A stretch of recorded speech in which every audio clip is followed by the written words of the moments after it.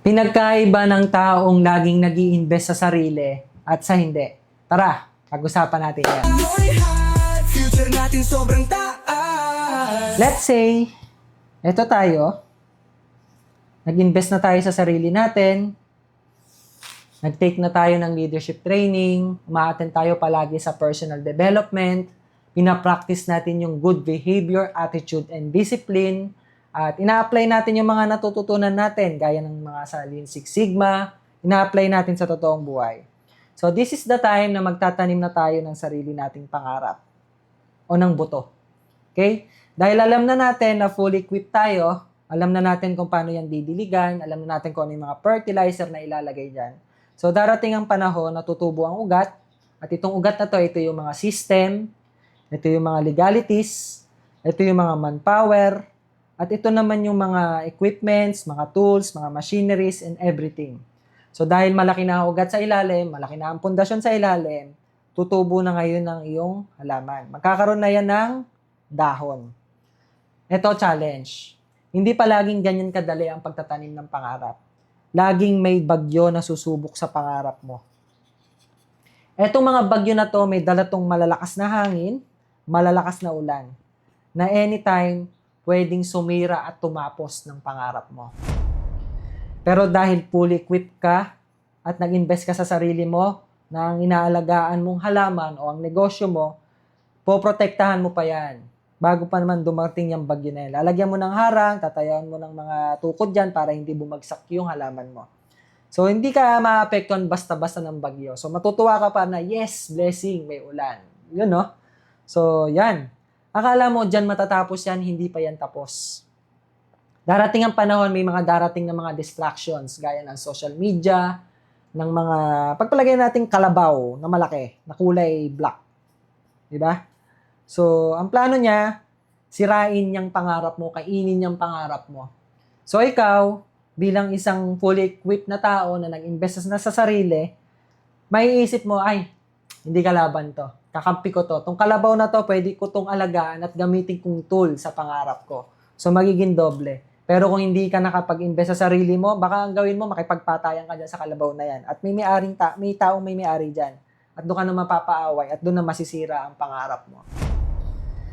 So, dahil ready ka, handa ka, mas magiging maabot at mas madali mong makukuha yung pangarap mo.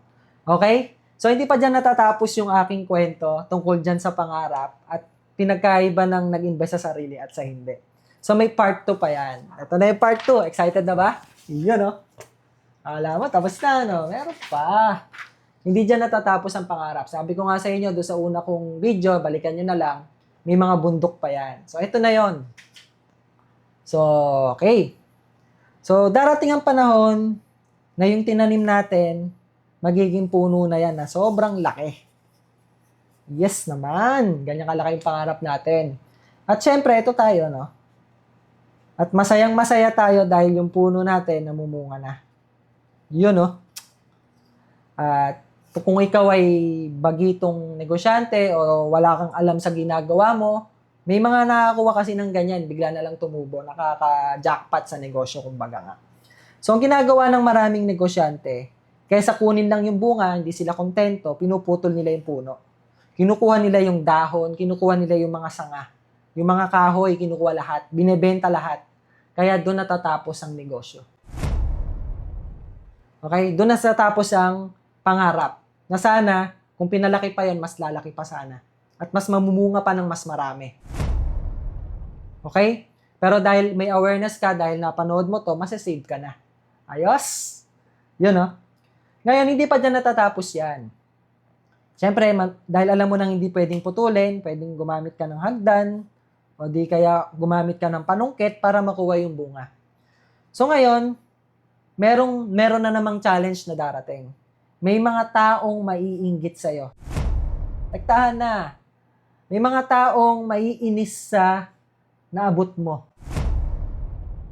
Hindi sila masaya. Minsan, yan pa yung mga mahal mo sa buhay. Mga nakamaskara pa yan. Ang gagawin ng mga yan, babatuhin nila yan para mahulog yung bunga. Siyempre, pag binato, mamamatay din yung puno. Di ba? O baka mamaya tamaan ka pa sa ulo at yun pa yung kamatay mo.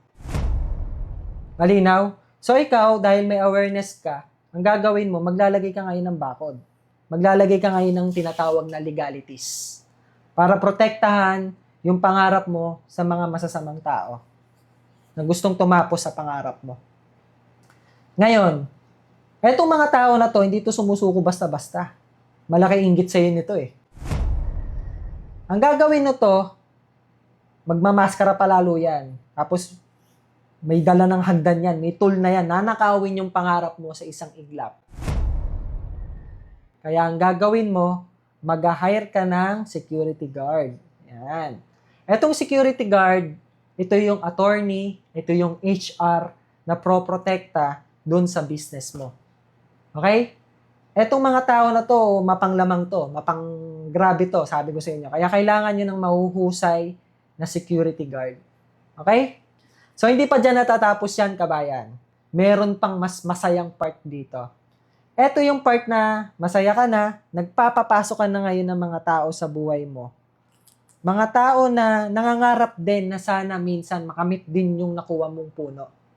Okay ba yon? So, syempre, papapasukin mo ngayon sa boundary mo yan at ang gagawin mo, aabutan mo sila ng bunga. At sasabihin, itong bunga na to, ingatan mo to, itanim mo, kapag may kailangan ka, nandito lang ako, susuportahan kita. Yan na yung mga magiging partner mo sa buhay papunta dun sa pangarap mo.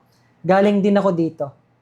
Inabutan lang ako ng mga tao na nandito na sana marating natin ito ng sama-sama. So, alam ko naman, lahat tayo may kakayanan, magtulungan tayo, baguhin na natin tong Pilipinas. Huwag na yung ganitong mindset na scarcity na parang laging nauubusan kasi hindi marunong magtanim. Ayos ba? So, yun lamang. Sana marami kayong natutunan.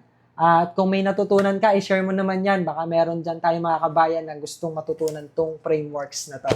So, yan. Malinaw na explain ko ano pinagkaiba ng nag-i-invest sa sarili at sa hindi.